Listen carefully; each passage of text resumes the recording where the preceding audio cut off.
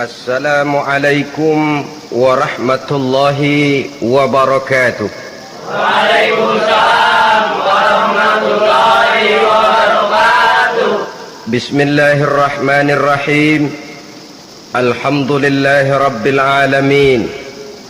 Wassalatu wassalamu ala ashrafil anbiya'i wal mursalin wa ala alihi wa ashabihil mujahidin at-tahirin, amma ba'du. Bersabda Rasulullah sallallahu alaihi wasallam, "Iza sarratka hasanatuka wa sa'atka sayyi'atuka fa anta mu'min." Apabila perbuatanmu yang baik menyebabkan engkau bahagia, apabila perbuatanmu yang baik menyebabkan engkau gembira, dan perbuatanmu yang jahat menyebabkan engkau jadi susah, itulah tanda bahwa di hatimu masih ada iman. Artinya, belum tentu orang yang berbuat baik merasa bahagia dengan kebaikan yang dikerjakannya. Dan tidak selamanya orang yang berbuat jahat sanggup menyesali perbuatan jahatnya. Oleh karenanya, apabila iman masih ada, apabila hati masih hidup, perbuatan yang baik menyebabkan orang gembira, perbuatan yang jahat menyebabkan orang susah dan gelisah hatinya. Ini mengandung pelajaran. Sekali kita berbuat baik, jangan sekali-kali menyesali kebaikan itu. Sebaliknya, satu kali kita melakukan kesalahan, hendaknya selalu menyesalinya. Kadang-kadang dalam kehidupan, karena orang tempat kita berbuat baik itu rupanya membalas air susu dengan air tuba, kita lalu menyesali kebaikan. Lahirlah kata-kata, "Nyesal saya nolong dia." Ibarat pepatah katanya, nolong anjing kejepit. Waktu kejepit setengah mati kita tolongin, begitu selesai dia dari kejepitnya malah kita digigitnya. Saudara hadirin yang saya muliakan, dalam kehidupan sehari-hari barangkali ini kena filsafat yang disebut dorong mobil mogok. Ketika mobil mogok setengah mati kita dorong, begitu mesin hidup ditinggalkannya kita di belakang. Sesungguhnya perbuatan kita yang baik tidak harus disesali, karena disesali atau tidak, toh perbuatan itu sudah kita lakukan. Dan penyesalan atas segala kebaikan hanya akan mengurangi nilai pahala kebaikan itu sendiri. Berbahagialah apabila berbuat baik, walaupun orang yang kita melakukan kebaikan membalasnya dengan kejahatan. Menyesalah apabila berbuat kesalahan, apabila melakukan dosa, karena itu pertanda nilai iman yang masih hidup dalam jiwa kita. Saudara-saudara kaum muslimin yang berbahagia, jadi sungguh pun pahala dan dosa sesuatu yang abstrak, efeknya jelas dia mendatangkan kebahagiaan atau membawa kepada kegelisahan batin di dalam kehidupan manusia. Orang di zaman materialis kurang terangsang berbuat pahala dan terdorong melakukan dosa. Kenapa? Karena pahala tidak kelihatan, dosa tidak nampak.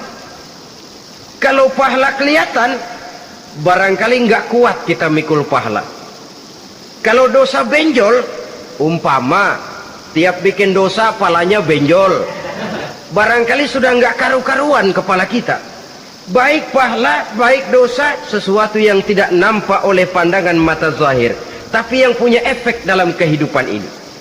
Orang yang banyak pahalanya dengan orang yang banyak dosanya, kalau dia berjalan barangkali sulit kita membedakan.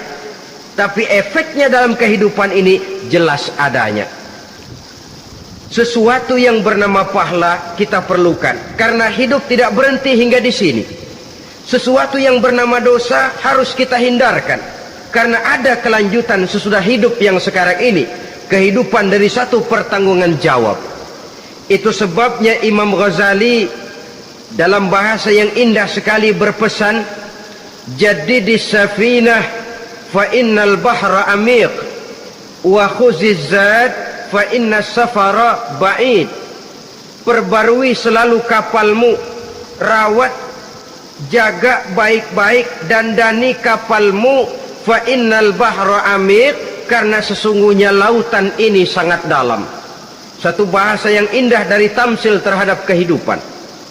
Perbaiki kapalmu karena lautan ini sangat dalam. Artinya, jaga baik-baik hatimu. pelihara iman dan keyakinanmu, karena hidup ini bagaikan gelombang lautan, tempo-tempo air tenang, tempo-tempo ombak menggila dan menggunung. Jaga iman baik-baik karena hidup penuh dengan cobaan dan ujian. Itu maksudnya. Wa khuziz zad fa inna safara ba'id. Dan bawa bekal yang banyak karena perjalanan hidup ini sangat panjang. Perjalanan ini sangat jauh. Kita kalau pergi keluar kota tentu saja membawa bekal. Makin jauh kota yang akan kita tuju, makin banyak bekal yang harus kita bawa. Alangkah sengsaranya manusia apabila dia akan pergi ke satu kota yang jauh, modalnya cuma nekat. Bagaimana nanti di sana sajalah. Tidak membawa bekal sebagaimana yang sewajarnya. Hal yang semacam ini senangnya sih belum tentu, keblangsak dan susahnya sudah kebayang. Itu dalam kehidupan di dunia ini. Bagaimana kalau sudah bicara tentang kehidupan yang akan datang? Karena sesungguhnya hidup ini merupakan satu perjalanan yang sangat panjang. Sejak kita tinggal di alam arwah, pada saat jasad belum lagi diciptakan Allah, ruh sudah diciptakannya lebih dahulu. Sampai kemudian kita pindah ke alam rahim, alam kandungan ibu, untuk kemudian berpindah kepada kehidupan dunia. Dari dunia ini kita pindah ke alam barzakh. Di sana tinggal kita 100 tahun mungkin, 100.000 tahun mungkin, 1 juta tahun mungkin, menunggu saat datangnya kiamat. Lalu dari alam barzakh pindah kita ke alam akhirat. Satu perjalanan yang sangat panjang. Alangkah malangnya, alangkah sengsaranya jika tahu kita begitu panjangnya perjalanan hidup ini, tidak ada bekal yang kita bawa. Artinya kesengsaraan, kesulitan yang bertali-tali sudah jelas akan menimpa kita. Kalau pergi kita keluar kota membawa bekal uang, membawa bekal makanan, apa bekal yang mesti kita bawa? Apabila kita kembali ke alam barzakh, kembali ke alam kubur, berkumpul di padang mahsyar di akhirat nanti, nasi yang mau kita bawa, uang yang mau kita bawa? Tentu tidak lagi, karena kehidupan materialis selesai di atas liang lahat. Bila masuk kita ke liang lahat, disitulah pahala dan dosa memegang peranan yang sangat penting. Maka pada pertemuan malam ini kita akan bicara tentang pahala dan dosa itu. Saudara-saudara kaum muslimin rahimakumullah, yang dinamakan pahala, kata Imam Ali Al-Jurjani dalam kitab At-Ta'rifatnya, ma yastahiqqu bihi rahmatu wal maghfiratu minallahi ta'ala, sesuatu yang pelaksananya berhak untuk mendapat rahmah dan ampunan dari Allah. Dengan kata lain, nilai pahala adalah akibat dari perbuatan-perbuatan di dalam melaksanakan perintah dan anjuran yang ada di dalam kehidupan agama. Apabila perintah dan anjuran kita laksanakan, nilai pahala itu lalu datang.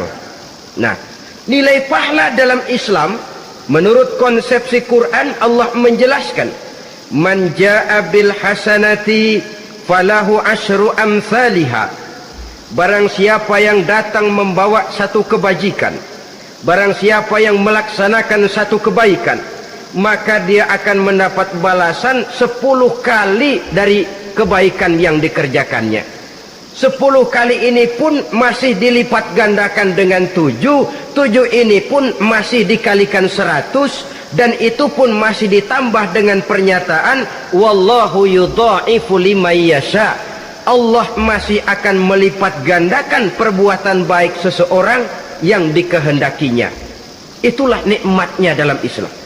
Tetapi sebaliknya, wa man jaa'a bisayyi'ati fala yujza illa mislaha. Barang siapa yang melakukan satu kejahatan, dia tidak akan mendapat balasan kecuali sesuai dengan kejahatan yang dikerjakannya. Alangkah rahman dan rahimnya Allah. Orang yang berbuat baik dibalas 10, dikali 7, dikali 100, masih dilipat gandakan pula. Tapi orang yang berbuat jahat tidak akan mendapat balasan kecuali sesuai dengan kejahatan yang dikerjakannya.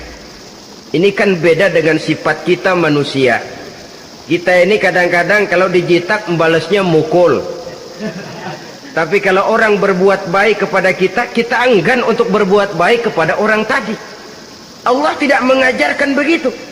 Satu kebaikan berbalas 10, satu kejahatan berbalas dengan satu kejahatan. Maha Rahman dan Rahim Allah. Bahkan dalam Islam, niat berbuat baik saja mendapat pahala, sedangkan niat berbuat jahat belum ditulis merupakan satu dosa sampai kejahatan itu dikerjakan oleh orang yang niat tadi.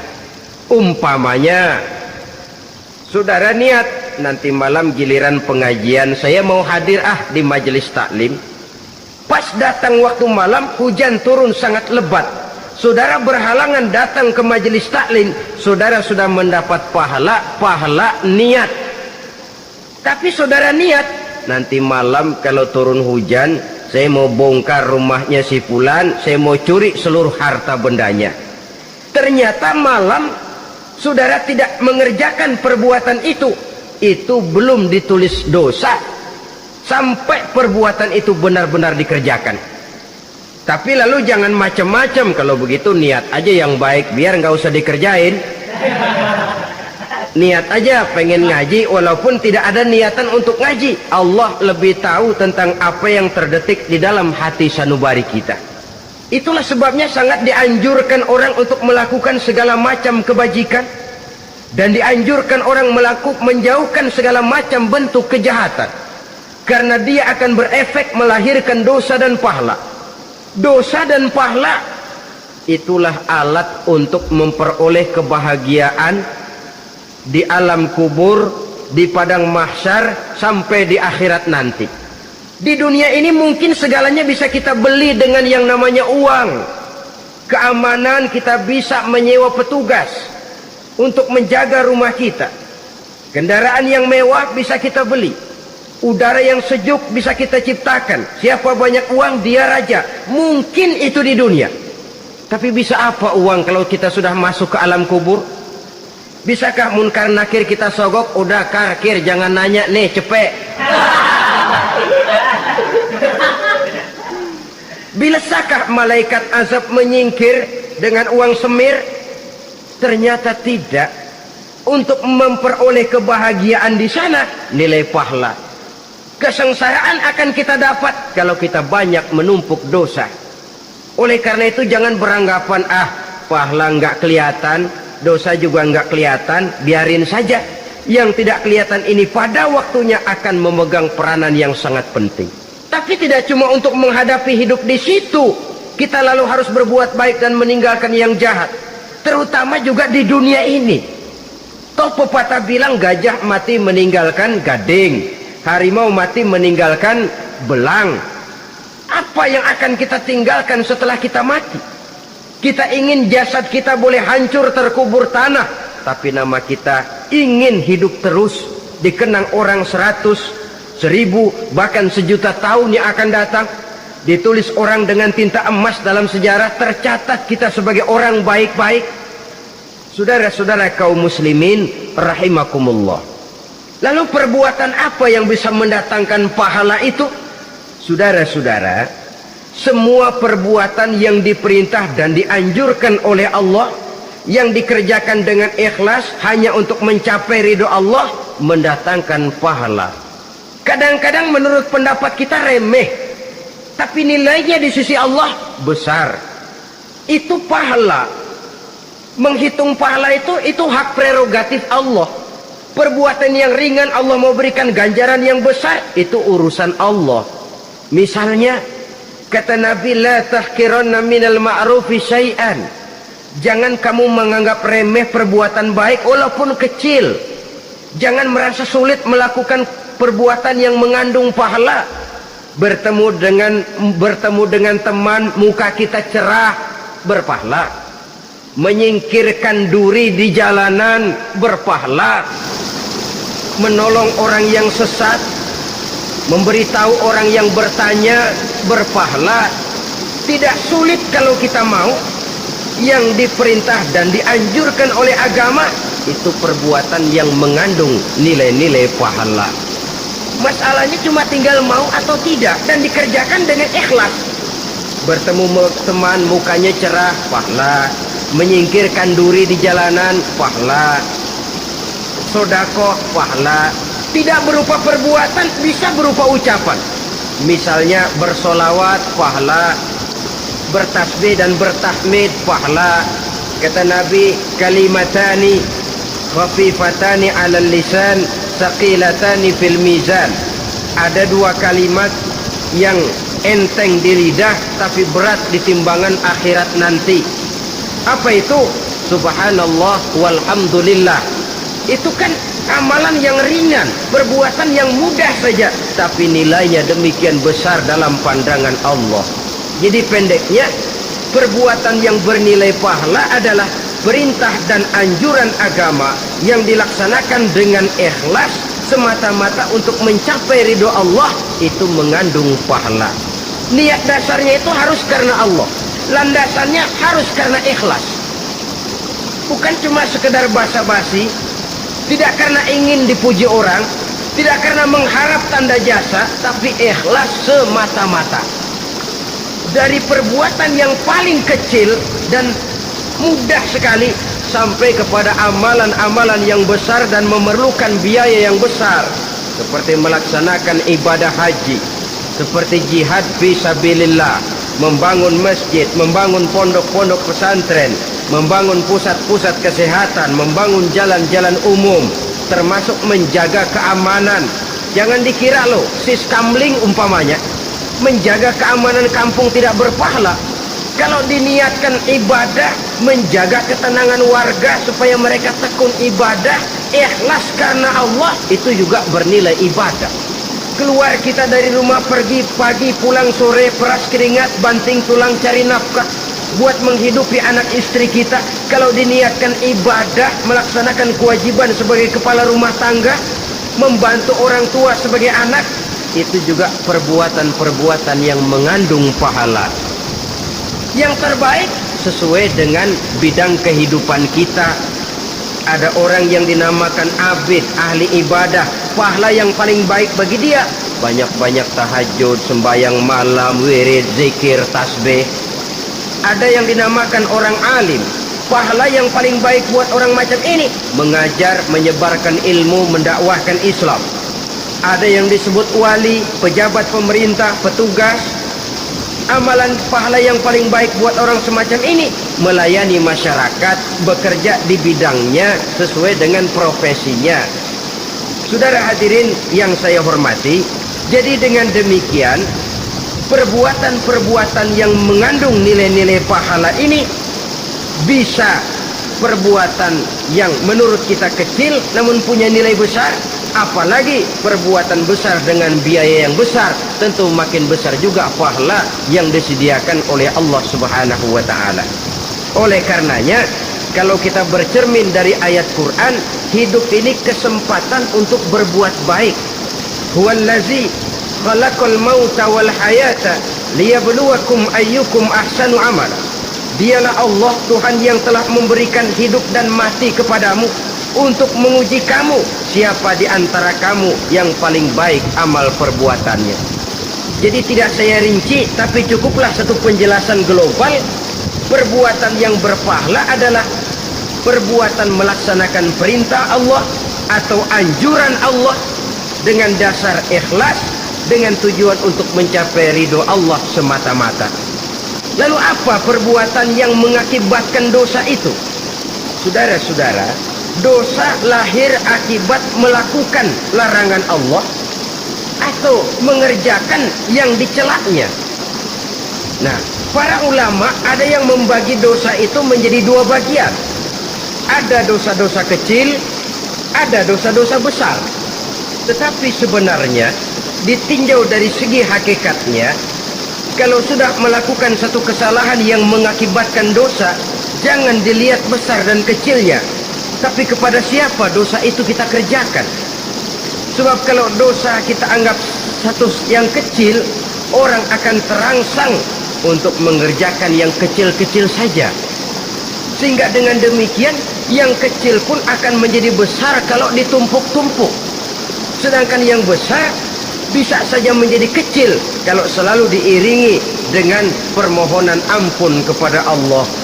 Itu sebabnya para ulama sufi, orang-orang tasawuf mengatakan la saghair ma'al istimrar wala kabair ma'al istighfar. Tidak ada dosa yang kecil kalau dikerjakan terus-menerus, dan tidak ada dosa yang besar kalau digempur tiap saat dengan perbuatan istighfar atau memohon ampun kepada Allah Subhanahu wa taala. Cuma saja pada umumnya karena dosa-dosa kecil itu lebih mudah taubatnya, dan ada janji Nabi, barang siapa yang meninggalkan dosa-dosa besar akan diampuni dosa-dosanya yang kecil-kecil. Oleh karena itu, pada kesempatan ini kita akan juga bicarakan apa saja yang termasuk klasifikasi dosa-dosa besar, dengan harapan kita bisa menjaga diri, menyelamatkan diri jangan sampai terjatuh ke dalam dosa-dosa yang besar tadi. Tetapi bukan berarti kita harus terangsang melakukan dosa-dosa yang kecil. Biarin kecil ini, tobatnya gampang. Dosa kelas teri. Dosa itu kan tidak kelihatan. Lalu terangsang melakukan perbuatan dosa-dosa walaupun kecil, kalau berlarut terus-menerus dia akan tumbuh menjadi dosa yang besar. Oleh karenanya jangan sampai mengundang pengertian kalau kita membicarakan dosa-dosa yang besar lalu terangsang melakukan dosa-dosa yang kecil. Karena bagaimanapun juga dosa kecil dan dosa besar sama dalam arti kepada Allah kita melakukan kesalahan. Dan dosa yang kecil pun kalau bertumpuk dia akan menjadi banyak. Saudara-saudara kaum muslimin rahimakumullah, ada beberapa jenis dosa-dosa besar. Jenis yang pertama asyirku billah, syirik atau menyekutukan Allah. Dari sekian deretan dosa-dosa besar, syirik ini merupakan bapak moyangnya dosa, dedengkotnya dosa. Itu syirik, menyekutukan Allah. Bahkan dosa yang lain Allah masih mau mengampuni, tapi kalau sudah syirik, menyekutukan Allah, itu sudah satu dosa yang tidak berampun sama sekali. Oleh karena itu tepat pesan Imam Ghazali tadi, jadi di safinah fa innal bahra amik, jaga iman, pelihara akidah, dandani kapal. Karena hidup ini gelombang lautan sangat dalam, hidup banyak cobaan. Di dalam hidup di zaman sekarang ini, saudara bisa perhatikan, di mana tensi ekonomi tinggi, lapangan kerja sulit, persaingan hidup makin tajam, sifat egois dan individualis tumbuh di mana-mana, rasa solidaritas sosial menurun, sifat gotong royong musnah, orang mudah potong kompas, potong jalan, ingin cepat kaya, ingin cepat naik pangkat, ingin dapat kedudukan. Kadang-kadang akidah pun terjual, akidah pun musnah, jatuh ke jurang syirik pun tidak jadi soal. Itu yang kita khawatirkan. Kalau dosa-dosa yang lain Allah masih mau mengampuni, tapi kalau sudah jatuh kepada syirik, Allah sama sekali tidak akan memberikan ampun. Dalam kaitan dengan ini barangkali tepat sinyalemen Imam Ali itu. Andai kata kemiskinan merupakan satu kepribadian, saya akan membunuhnya lebih dahulu. Artinya memang kemiskinan ini sering mendorong orang kepada jurang kemusyrikan. Tidak tahan menghadapi godaan perut akibat tensi ekonomi yang tinggi, lapangan kerja yang sulit. Iman pun jadilah ditukar dengan 3 liter beras. Akidah pun jadilah dibarter dengan 3 bungkus supermi, dengan pakaian bekas, dengan obat-obatan. Tidak jadi soal baginya mengejar kebahagiaan yang relatif singkat dengan mengorbankan kebahagiaan yang abadi. Persis ibarat pepatah, nyari jarum kampak hilang. Mencari sesuatu yang kecil, yang besar jadi sia-sia. Membela perut, mengorbankan akidah. Na'udzubillah summa na'udzubillah. Saudara-saudara kaum muslimin rahimakumullah, ini fakta, ini kenyataan. Dan hal semacam ini tidak bisa diatasi cuma dengan ceramah, simposium, diskusi, seminar. Apalagi Nabi berpesan, solahu ummati bil ilmi wal mal. Umatku hanya bisa menjadi baik akidahnya dengan ilmu dan harta. Itu bahasa Nabi. Kalau bahasa kita sekarang, dengan ekonomi dan pendidikan. Ilmu, pendidikan, ekonomi, harta. Tanpa itu sangat besar kemungkinan kita bisa menjual akidah, terjerumus di lembah kemusyrikan.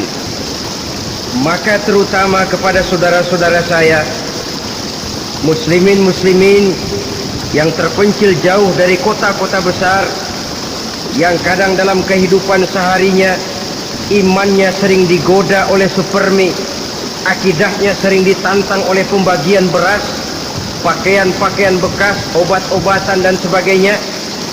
Jaga dan bentengi akidah kita.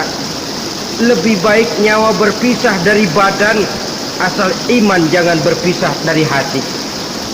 Kepada adik-adik saya, para remaja, para pemuda di kota-kota besar yang iman dan akidahnya sering ditantang dengan minuman-minuman keras, fasilitas-fasilitas yang menghanyutkan, yang secara terarah dan praktis sedikit demi sedikit menggiring kita untuk keluar dari nilai-nilai akidah.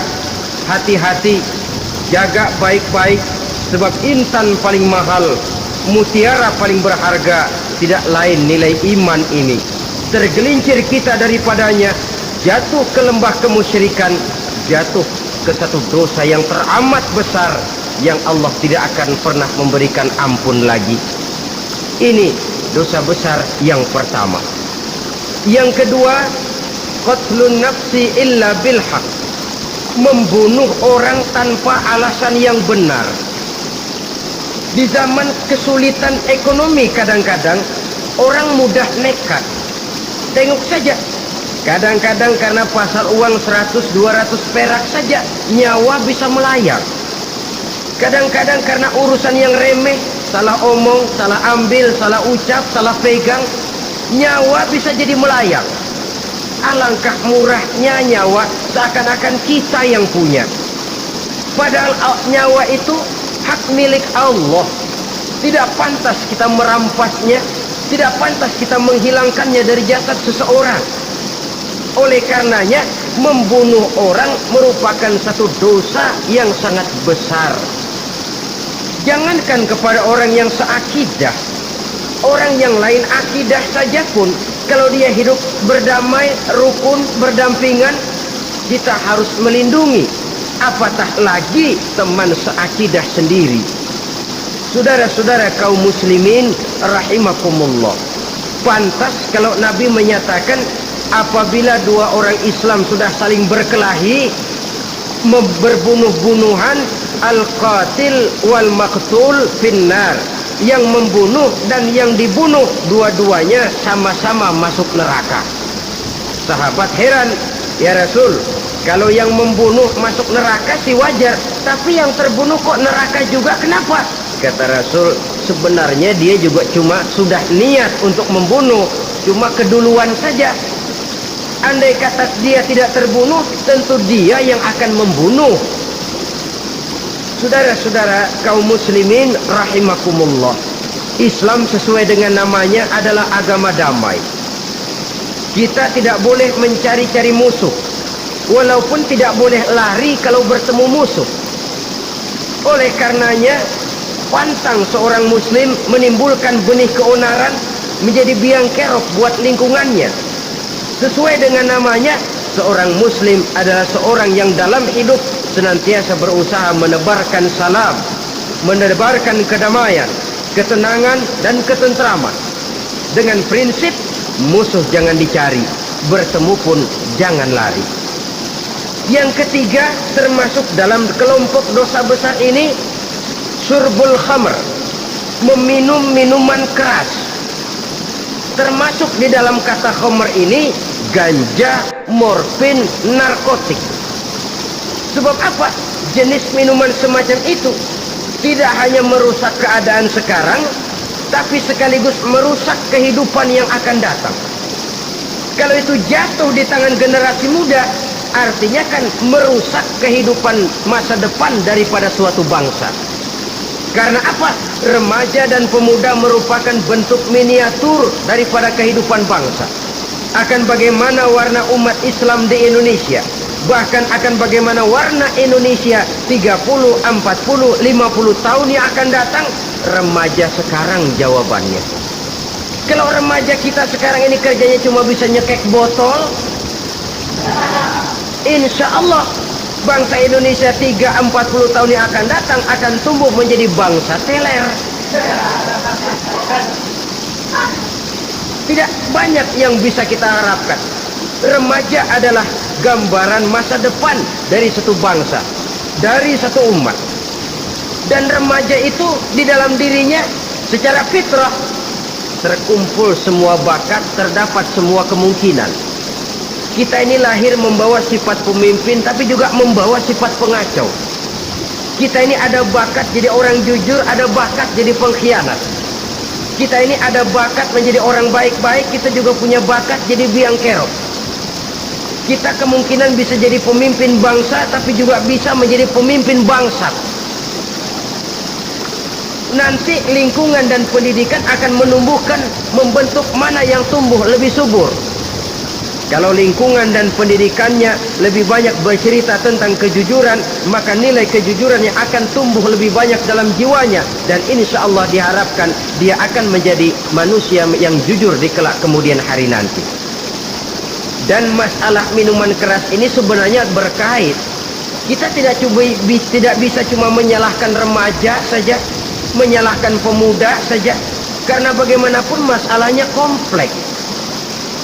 Menghancurkan sesuatu tanpa melihat kausalnya, tanpa melihat sebab akibatnya, kan sama juga bohong.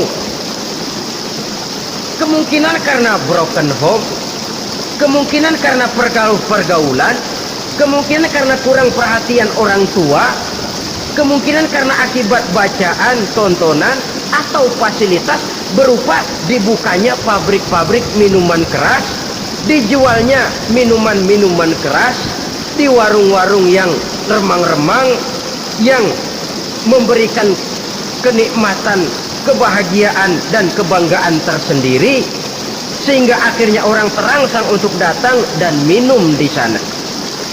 Pada dasarnya memang sepele, cuman minum, nggak ngerugiin orang lain kan? Iya, pada waktu minum. Tapi dikala sudah mabuk, out of control, apapun bisa kita lakukan. Yang kita ucapkan kita tidak sadari lagi, yang kita kerjakan tidak kita sadari lagi. Dikala itu segala macam kejahatan bukan sesuatu yang tidak mungkin untuk kita laksanakan. Nggak ngerugiin orang lain, memang pada saat mau minum. Tapi begitu minum, mabuk, kita bisa merugikan orang lain, setidaknya merugikan diri sendiri. Pertumbuhan IQ menjadi lemah, semangat kehidupan hilang, gairah kerja menurun, kalau tidak ada sama sekali. Lalu apa yang bisa kita lakukan di dalam kehidupan? Dan akan lebih celaka kalau ini menimpa kehidupan generasi muda kita. Kadang-kadang yang ironi ya, kalau yang orang tuanya mampu barangkali masih tertolong, tapi yang orang tuanya kondisi ekonomi lemah masih kepengen teler juga. Orang tuanya nggak mampu masih pengen mabuk. Dari ganja, morfin nggak dapet, akhirnya kaleng cat diisepin. Yang penting kan bisa teler, mendatangkan satu kebahagiaan tersendiri. Itu sebabnya memang satu kejahatan menurut teori polisi ya, hanya bisa terjadi karena faktor N dan K, niat dan kesempatan. Niat ada, kesempatan ada, jadi orang jahat. Kurang salah satunya, biasanya kejahatan terbendung. Niat ada, kesempatan tidak ada, sulit berbuat jahat. Kesempatan ada, niat tidak ada, tidak mungkin orang jahat. Tapi yang paling dominan sebenarnya niat. Kalau niat sudah kuat, kesempatan bisa dicari. kesempatan bisa diciptakan. Biar Hansip nongkrong, ditungguin lengahnya. Ya biarin, jam 11 sampai jam 2 matanya melotot, jam 3 dia mulai ngulet, ngempet. Nah, di saat itu saya masuk ke rumahnya. Kalau niat kuat, kesempatan bisa diciptakan. Dan kalau sudah niat, ini masalah hati. Kalau sudah masalah hati, menyangkut soal moral. Moral artinya sudah masuk kepada kehidupan agama. Saudara-saudara kaum muslimin rahimakumullah. Yang keempat yang termasuk jenis dosa besar, az-zina, perbuatan zina. Di zaman pergaulan bebas dengan prinsip free sex ini, tengok sudah berapa banyak gadis-gadis bergelimpangan jadi korban. Berapa banyak bayi-bayi yang lahir ke dunia tanpa tahu kemana dia mesti memanggil bapak. Apakah deretan jumlah korban ini masih harus bertambah lagi? Paling tidak, biarlah yang sudah jadi korban, tapi jangan bertambah lagi hendaknya. Masing-masing kita berupaya menahan diri. Termasuk dalam kategori zina ini, yang merupakan cabang-cabangnya, liwat, homoseks, lesbian, masturbasi. Bahkan masturbasi itu termasuk jenis zina tangan. Dan itu juga merupakan satu dosa. Di samping dosa juga merusak diri. Karena bagaimanapun juga dia akan mengurangi kemampuan daya pikir seseorang. Maka agama memberikan jalan keluar. Pesan Nabi, ya ma'syara syabab, man istata'a minkumul ba'at falyatazawwaj. Hai para pemuda, kata Nabi, barang siapa di antara kamu yang sudah bisa ba'at, yang sudah mampu ba'at. Ba'at itu artinya memberikan nafkah, baik nafkah zahir maupun nafkah batin. Falyatazawwaj, maka hendaklah dia kawin. Jadi yang maksud ba'at ini ya nafkah zahir, ya nafkah batin. Kita kadang-kadang cuma bisa ngasih nafkah batin saja sudah merasa pokoknya kan saya sanggup untuk kawin, lalu kawin tanpa kehilangan, dengan kehilangan pertimbangan. Saudara-saudara, wa in lam yastati, adapun kalau dia belum mampu, fa alaihi bisyam, hendaknya dia banyak puasa. Fa innahu lahu wija, karena puasa itu akan merupakan benteng jangan sampai orang memperturutkan hawa nafsunya. Andai kata puasa belum hobi, banyaklah olahraga para pemuda, para remaja. Karena dengan olahraga, pemikiran untuk memperturutkan hawa nafsu agak sedikit terkendali dan energi tersalurkan dalam bentuk yang positif. Pendeknya kreatif, banyak kegiatan. Ini pesan Imam Syafi'i pas, tepat itu. Kata beliau, inni ra'aitu wuqufal ma'i yufsiduh, in sala toba wa illam yajri lam yasib. Aku melihat air kalau diam rusak, tapi kalau dia mengalir jernih. Air kalau ngendap, nggak ngalir, nyamuk nyarang di situ, bisa jadi sumber penyakit. Manusia hidup begitu. Kalau nggak punya kegiatan, nggak kreatif, kerjanya cuma delohom, ayam-ayam, akhirnya jadi ngerusak. Ngomongin orang, ya ngapa, ano, kebangetan nggak ngapa-ngapain, orang aja dipontenin, orang diomongin, lahirlah namimah, lahirlah riba. Saudara-saudara, air itu kalau ngendap ada aja yang nyarang, tapi kalau dia ngalir, orang ada kesibukan, insya Allah dia tidak akan jatuh kepada sesuatu yang bisa mengundang dosa. Isilah waktu dengan hal-hal yang bermanfaat, karena hidup ini singkat dan tidak berjalan mundur ke belakang. Mundur hancur, berhenti diinjak orang. Sekali melangkah, jangan surut mundur ke belakang. Homoseks, terlepas dari penyakit kejiwaan. Sekarang ini kan sudah ada persatuan kaum gay katanya, meminta perlakuan yang sama dan agar dibolehkan kawin sesama mereka.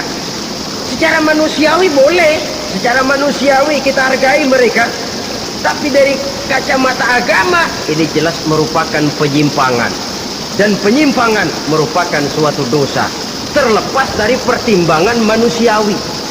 Jangan karena terlalu memperturutkan suara manusiawi lalu kita mengesampingkan agama. Termasuk lesbian, wadon karo wadon. Kalau homo itu kan lanang karo lanang katanya. Saudara-saudara kaum muslimin rahimakumullah, ini bukan penyakit baru. Liwat, homoseks sudah dikenal dari zamannya Nabi Lut, laki dengan laki. Lesbian dari zaman istrinya Nabi Lut. Terlepas dari penyakit kejiwaan, dari segi agama ini merupakan penyimpangan dan merupakan dosa yang besar. Yang kelima, yang termasuk jajaran dosa kelas kakap, qadful mu'minina wal mu'minat, menuduh orang mukmin yang baik-baik, laki atau perempuan, melakukan perbuatan zina sehingga hancur namanya di masyarakat. Ini merupakan satu perbuatan dosa yang sangat besar dan sangat dimurkai oleh Allah. Saudara-saudara kaum muslimin rahimakumullah, oleh sebab itu tentang masalah ini, kalau memang tidak ada saksi, jangan sembarang kita enteng lidah menuduh orang lain berbuat zina, menuduh orang lain berbuat serong. Dosanya kelewat besar di dalam kehidupan. Karena apa? Mencari harga diri itu berat, memelihara kehormatan diri jauh lebih berat. Satu kali orang dihancurkan namanya di masyarakat, dia akan terisolir jadinya. Oleh karenanya, berlindung kita kepada Allah, jangan sampailah dihinggapi oleh sifat ini. Karena sentimen kita kepada seseorang, karena hasad kita kepada seseorang, tidak senang melihat orang lain lebih maju, lalu lidah ini seenaknya saja mengucapkan kata, padahal sanksi dan resikonya sangat besar. Yang kita tuduh barangkali mendapat pahala dari Allah, kita sendiri yang menuduh tanpa saksi, tanpa alasan yang benar, mendapat dosa yang sangat besar. Saudara-saudara, memang kadang-kadang aneh dalam hidup ini. Seorang pelacur biasanya bisa menjaga mulutnya di masyarakat, kata-katanya baik, sopan. Kenapa? Karena mulut yang satu sudah tidak terjaga.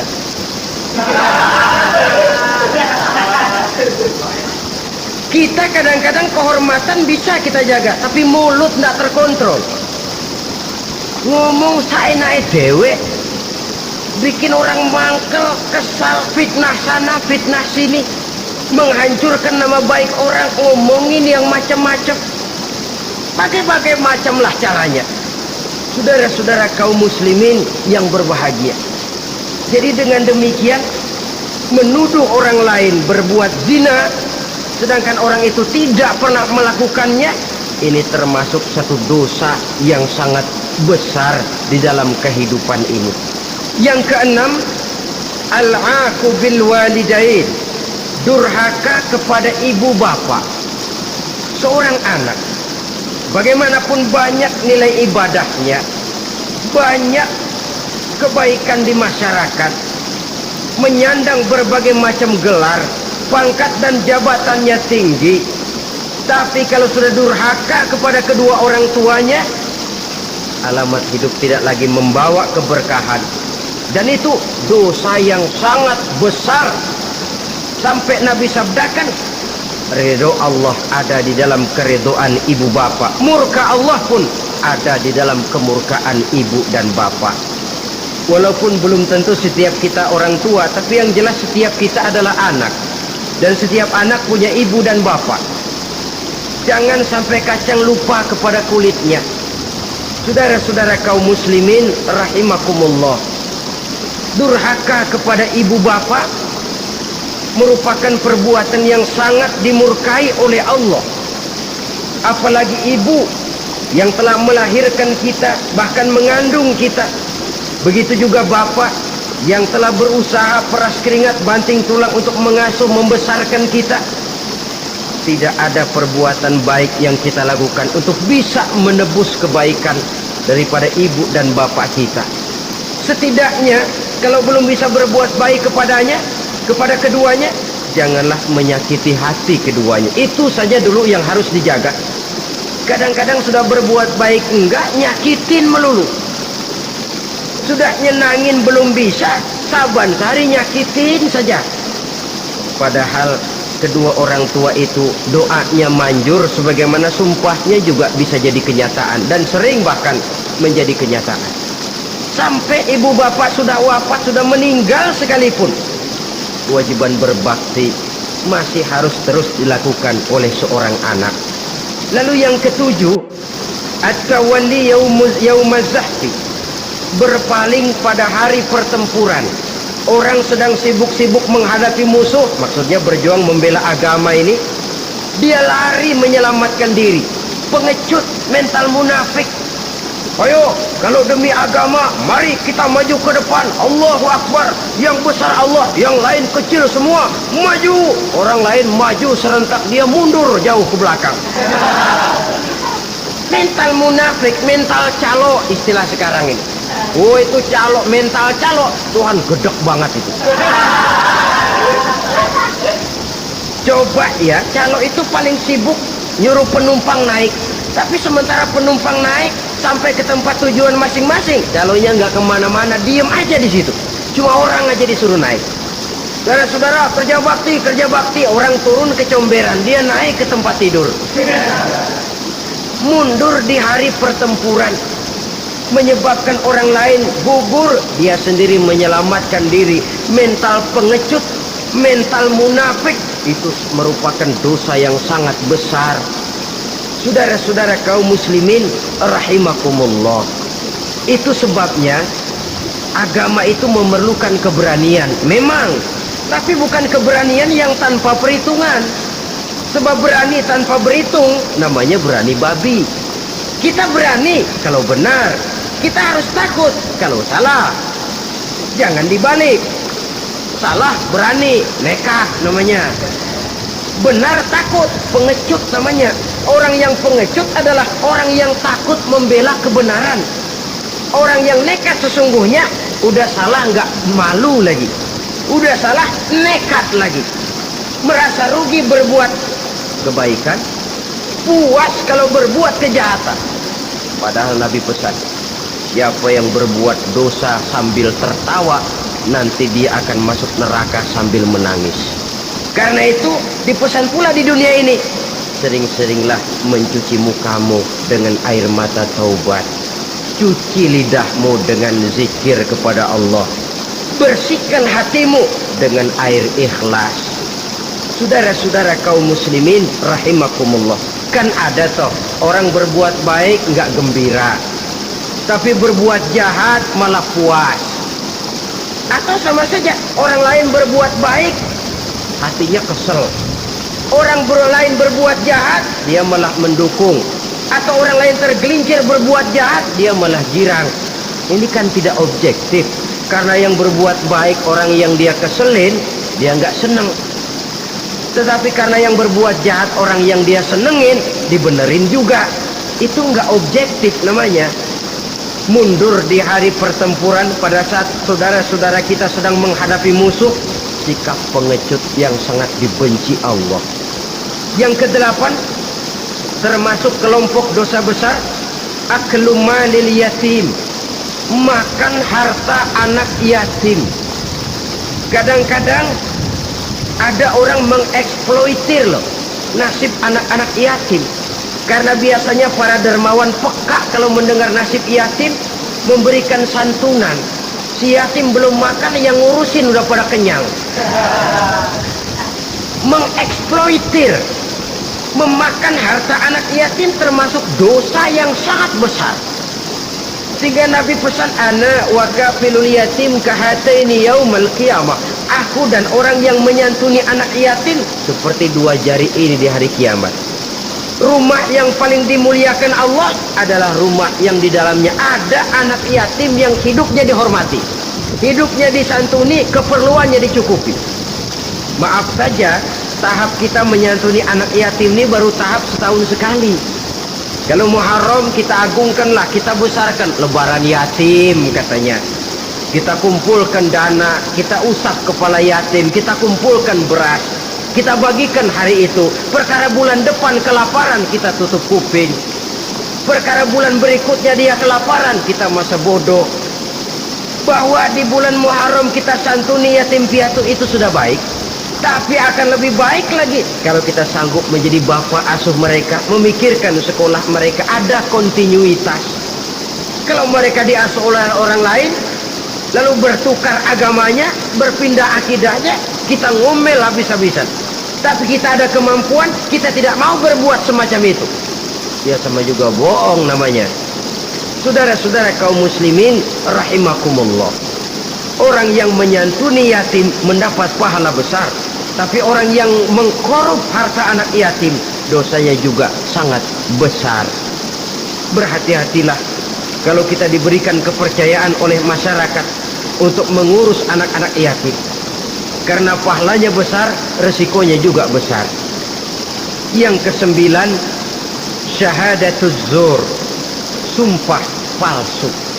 Sebab sumpah palsu ini menggunakan nama Allah untuk sesuatu yang tidak benar.